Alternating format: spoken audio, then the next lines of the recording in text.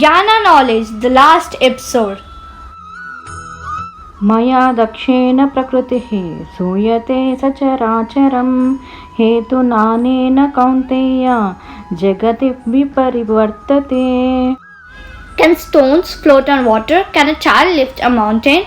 No way, right? Nature and its various elements have certain properties that are unchangeable. However, only the person who gave them those properties can change them if he so desires. Krishna says in this sloka, "This maternal nature is working under my direction and is proceeding all moving and stationary beings. All changes that the maternal nature undergoes or causes are due to me.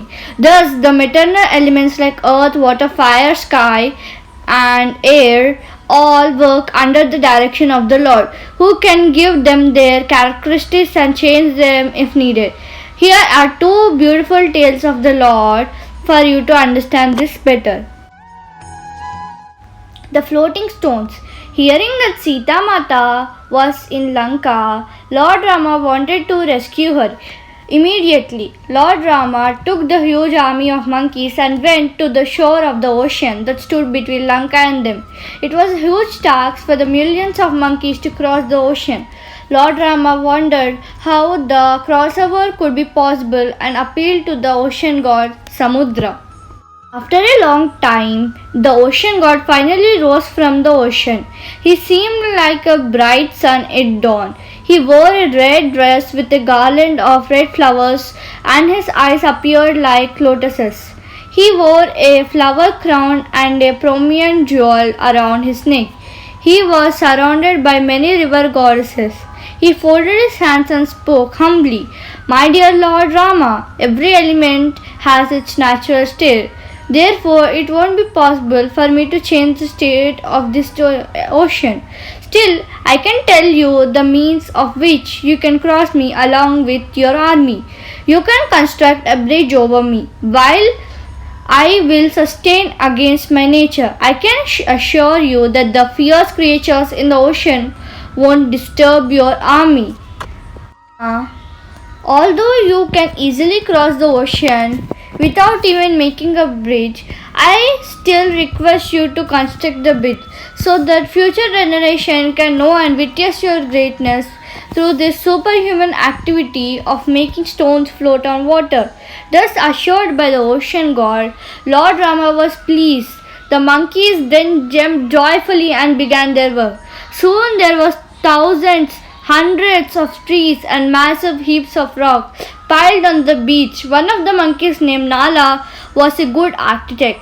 Nana told the monkeys to throw the rocks and trees into the sea, and they threw huge rocks that created huge splashes of water. However, instead of sinking, the rocks magically started floating on water. Binding together trees and rocks with creepers, the monkeys built a huge bridge towards Lanka. Finally, in 5 days, the monkeys constructed an enormous bridge that stretched several miles up the shores of Lanka. Lord Rama and Lakshmana mounted the banks of Hanuman and Angada and reached the shores of Lanka with the help of the amazing bridge. In this way, by the power of Lord Rama, even the heavy sinkable stones began to float on water. This superhuman deed of Lord Rama has been praised ever since. The Lord performed superhuman acts to please his devotees. Once Indra, the king of heaven and the lord of rains, became proud of his power and position. Taking note of this unnecessary pride, Lord Krishna decided to stop the traditional worship of Indra in Vrindavan. Instead, he intended the worship of Govardhan Hill. The cowherd community in Vrindavan celebrated this new Govardhan Puja in Vrindavan with great joy. But Indra became furious and caused a devastation downpour in Vrindavan. Forgetting that his position was only due to Lord Krishna's mercy, he arrogantly criticized Krishna and decided to destroy the supposed pride of the people of Vrindavan. Indra then sent the dense Samvrata clouds accompanied by 7 types of fierce winds that can destroy the entire world. There were many colorful clouds: black, yellow, green, red, camphor, blue, lotus, moving in the sky like huge elephants moving side by side. With wild lightning, thunder and winds, the Samrakya clouds poured rain continuously in Vrindavan like peering arrows. As thick as pillars, along with big and heavy pieces of ice, the torrential rain falling from the sky appeared like the long hanging branches of a banyan tree. All the lands were soon filled with water. The cows were severely tormented by cold and tried to shelter their calves underneath their bodies. The disturbed cowherd community approached the palace of King Nanda to seek Lord Krishna's shelter. It is Krishna's solemn word to protect his devotees who exclusively take his shelter in all criterions. Krishna decided to counteract the situation by displaying his omnipotence. By his divine power, the rain temporarily ceased to fall over the path that extended from King Nanga's house to the Govardhan hill. Krishna ran swiftly from the porch of his house to the Govardhan hill without a single raindrop falling on him. Just as a child picks up a mushroom or an elephant lifts a clump of grass, Krishna effortlessly picked up the Govardhan hill which was touching the clouds. Thus Krishna became Govardhari, the lifter of the hill. The hill rose as if it had wings. All the Devatas except Indra became joyful and began praising this feat. Flowers fell down from the trees of Govardhan, representing his laughter since he was being touched by Krishna's hand. Giriraja seemed to celebrate the destruction of Indra's fame. King Nanda, Mother Yashoda and Rohini, the Gopas and Gopis including thousands of cows, calves, bulls, buffaloes and the entire cowherd community gathered under Govardhan.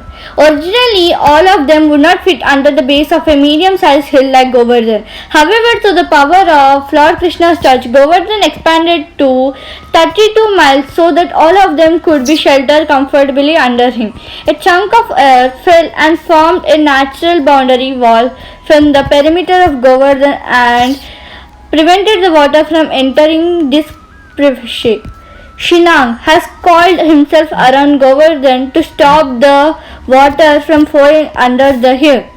Sudarshan Chakra, as brilliant as 10 million suns, hovered above the hill and drank up the falling streams of water. Thus, not a blade of grass moved in Vrindavan due to Indra's fierce rain. After 7 days, when the efforts of Indra became futile, the sky became clear and the sun began to shine.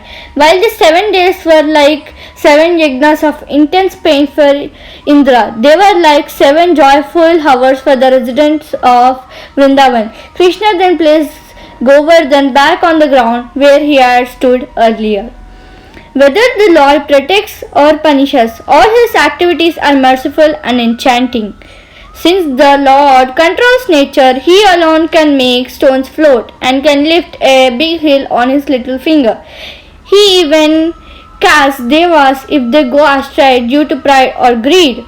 Krishna is the storehouse of all superpowers and he makes use of his power to protect his devotees and make them happy. So let's make sure we pray to him, serve him and most importantly befriend him. Thank you everyone and Gaurandas Prabhuji for giving these slokas in such easy forms. This is the last episode of Gyana Knowledge. We will be coming for more books. Thank you.